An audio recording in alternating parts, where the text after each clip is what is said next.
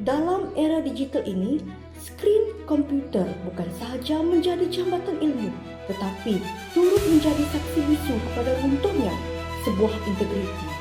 Apabila amanah digadaikan demi kepentingan peribadi, ketulusan dan etika perkhidmatan awam akan mula diketepikan. Selamat pagi Puan Guru Besar. Saya datang untuk berbincang untuk menaik taraf mama komputer sekolah. Saya yakin syarikat kami mampu melaksanakannya dengan baik sekali.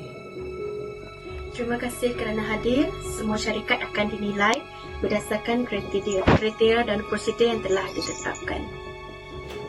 Saya faham Puan. Ini hanya tanda penghargaan kecil. Jika syarikat kami terpilih, saya akan berikan komisen tambahan selepas projek selesai.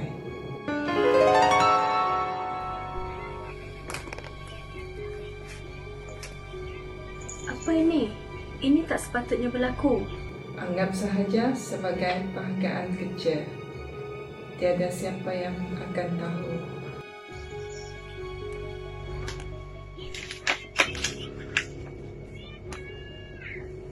Baiklah, saya akan uruskan perkara ini.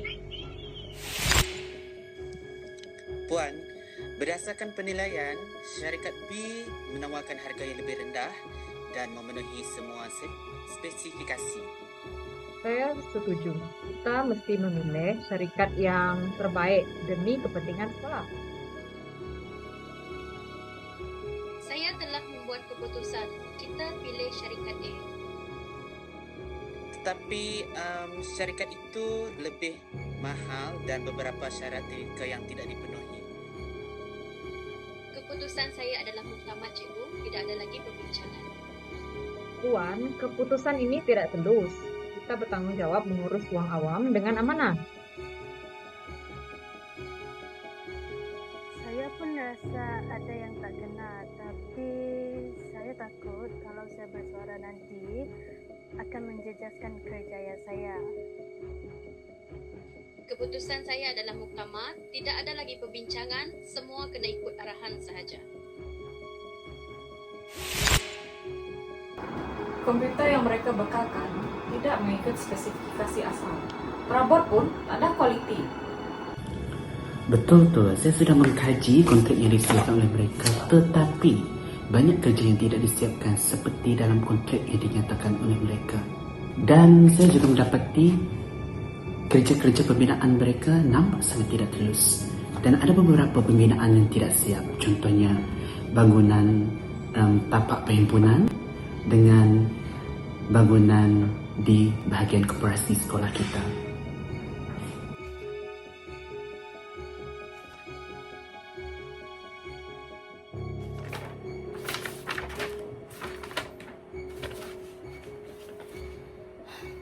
Baiklah, sekarang ni saya makin yakin ada sesuatu yang tidak betul.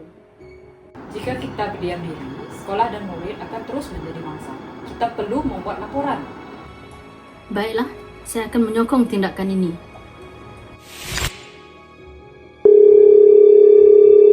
Hello, saya ingin membuat aduan mengenai kemungkinan berlaku penyelewengan dalam projek sekolah saya. Ya, selamat pagi. Ya Tuan, saya Junika. Ya, pegawai dari SPRN. Kami akan menyiasat secara profesional Tuan. Ya betul, semua maklumat akan dirahsiakan. Terima kasih atas maklumat yang diberikan.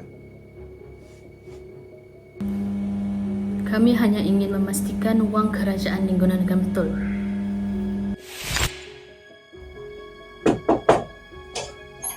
Selamat pagi Tuan. Saya dari pihak SPRM. Saya sudah membaca maklumat yang ada dalam fail ini. Hasil siasatan mendapati tuan menerima wang daripada kontraktor dan memanipulasi proses pemilihan projek. Perbuatan ini merupakan kesalahan di bawah Akta SPRM dan juga melanggar etika perkhidmatan awam. Saya mengaku setelah membuat keputusan yang salah kerana saya mengutamakan kepentingan diri sendiri. Tuan kena faham, setiap jawab awam mesti berintegriti.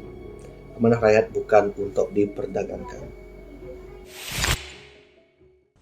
Melalui simulasi ini, kami menyedari bahawa rasuah bukan sahaja merugikan kewangan kerajaan, malah menjejaskan kualiti pendidikan, keselamatan murid serta kepercayaan masyarakat terhadap sekolah.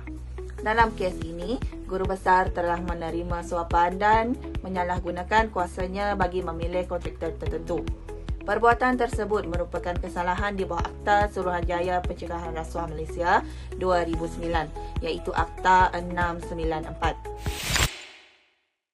Perbuatan tersebut merupakan kesalahan di bawah Akta Suruhanjaya Pencegah Rasuah Malaysia 2009, Akta 694. Antaranya ialah Seksyen 23 yang menyatakan menggunakan jawatan atau kedudukan untuk mendapatkan suapan atau kepentingan bagi diri sendiri atau pihak tertentu. Dan Seksyen 17(e), kesalahan memberi atau menawarkan suapan. Pengendaran utama daripada simulasi ini ialah setiap pejabat awam hendaklah mengamalkan integriti, accountability, ketulusan dan amanah dalam setiap keputusan. Jika terdapat unsur rasuah atau penyelewengan, warga sekolah perlu berani melaporkannya melalui saluran yang betul demi menjaga kepentingan murid, sekolah dan negara.